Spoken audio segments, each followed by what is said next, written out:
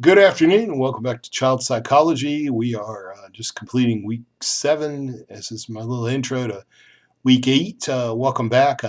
I've been really enjoying our discussions. I enjoy all of it as we have been this week thinking about and reading about early childhood. We've finished with the first couple of years now. We're into those years where a lot of children now are in preschools, daycare situations. We're doing a lot having to do with teaching children kind of those school skills so they'll be ready to start school. Um, and Consequent to that, here we have a lot of thinking about how do we help children to learn to do the right thing, to make good decisions. And so we wrestle with this because, on the one hand, we as adults, we know what the world's like. We have certain ideas of what's moral and immoral. And so, consequently, how do we pass on that to children? So, this last week, I had y'all read this article on certainty and looking at the philosophy of uncertainty. Not necessarily that uncertainty in and of itself is important, but it is important to understand how is it that as children we develop the ability to deal with situations in which there isn't always a clear right and wrong answer.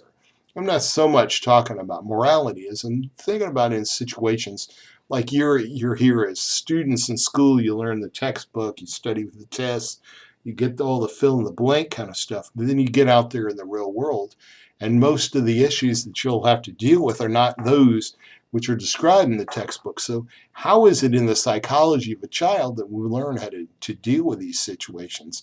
Marcus, you made a really good point about how having children deal with uncertain situations helps them to develop, that mind of their own. And Katina, you took that a step further. You talked about curiosity. I think children are naturally curious. So the uncertain situations are not a bad thing because they allow us to develop our curiosity, develop our critical thinking, and dealing with the curiosity. Consequently, as you mentioned, Katina, it would be we might want to beware as adults of having too much influence over that to shape thinking. We don't want to shape thinking. We want to help children to develop good thinking skills, to understand when they do believe something that comes from a source that has life experiences or something that contribute to them developing that opinion. Consequently, when they have to interact with someone who has a different opinion, they want to help. They want to have the critical thinking to be able to deal with that.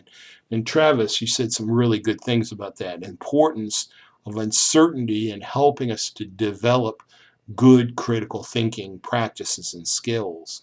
Um, William had it interesting. If you have an opportunity to kind of go back and look at William, your point about the importance of the importance of uncertainty in setting us up to be able to handle those situations in our lives that where there is this inevitable change. I mean, life is about change. Our society is about change.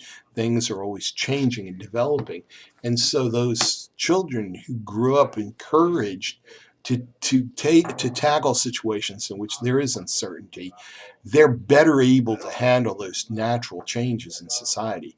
And so, consequently, we we always want to look at in child psychology at those experiences that help us as children to develop into good adults and be able to handle situations.